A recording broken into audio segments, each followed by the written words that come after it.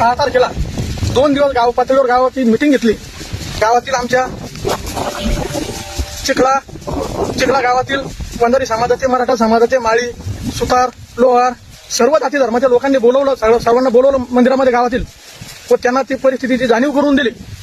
सगळ्या लोकांचं गावकऱ्यांचं एकच मत आलं की बा हा जो पुतळा मध्यभागी मांडलेला आहे तो आपण एका ठिकाणी कुठेतरी घेऊ याच्यासाठी, जेणेकरून मध्यभागी घेतला तर गावातला कुठलाही कार्यक्रम घेण्यासाठी अडचण निर्माण होईल किंवा भविष्यात तिथे एखाद्या कार्यक्रमामध्ये त्याच्या शेजारी पुतळ्याच्या शेजारी वगैरे काढण्यात काही विटंबना घडू नये भविष्यात. म्हणून हा पुतळा ग्रामपंचायतच्या आवारामध्ये मी त्यांना गावामध्ये 3 ठिकाणी जागा योग्य ती जागा दाखवली व त्या दिवशी मिटिंगमध्ये 7,500 रुपये मी स्वतः वर्गणी जमा केली.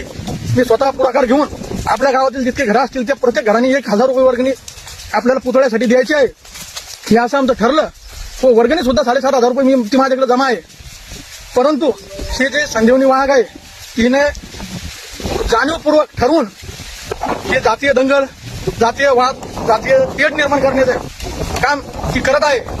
गावामध्ये आमच्या आतापर्यंत सर्व सलोख्याचं वातावरण होते. मी स्वतः सरपंच झाल्यानंतर 2012 मध्ये सरपंच झाल्यानंतर 2019 फेब्रुवारी 2023 रोजी शिवजयंती व महाशिवरात्री एकाच दिवशी आल्या होत्या. हा असा योगायोग हजारो वर्षापूर्वीपासून आलेला नसेल. मला वाटलं की आपण शिवजयंती साजरी करायची तर कशी करायची, तर मग डीजे न लावता किंवा कुठलाही वादन न करता किंवा काही न करता आपण रक्तदान करूया. आणि माझ्या लक्षात आले की बाबा छत्रपती शिवाजी महाराजांनी स्वतःचे बोट कापून महादेवाच्या पिंडीवर रक्त अभिषेक केलेला आहे आणि रक्त अभिषेक केल्यानंतर स्वराज्य स्थापनेची शपथ घेतली. त्याच नियमाप्रमाणे आम्ही खरी शिवजयंती महाशिवरात्रीच्या दिवशी रक्तदान करून साजरी केली. त्यामध्ये 45 ते 46 लोकांनी,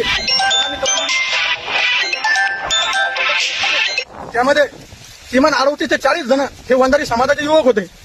त्यामध्ये कुठलाही जातीवाद आला नाही किंवा आमच्या गावामध्ये पूर्वीपासून आम्ही सर्व गावकरी मंडळी भीम जयंती, अण्णाभाऊ साठे यांची जयंती, छत्रपती शिवाजी महाराज यांची जयंती, स्वर्गीय लोकनेते गोपीनाथरावजी मुंडे साहेब यांची जयंती, राष्ट्रसंत श्री संत भगवान बाबा यांची सुद्धा जयंती आमच्या गावातील सर्व गावकरी मिळून सर्व सलोख्याने साजरी करतात. आणि प्रत्येक जयंतीला संध्याकाळी जेवण वगैरे ठेवून कार्यक्रम साजरा केला जातो. आम्ही कुठल्याही प्रकारचा डीजे वगैरे काही लावत नाही. टाळ गजराच्या मृदुंगाच्या गजरात गावातून पालखी काढून त्याची मिरवणूक काढत असतो. आमच्या गावामध्ये तसं कुठल्याही प्रकारचं वातावरण नाही. परंतु काही हे जे राजकीय मंडळी आहे, नेते मंडळी, समाजाचे पुढारी यांना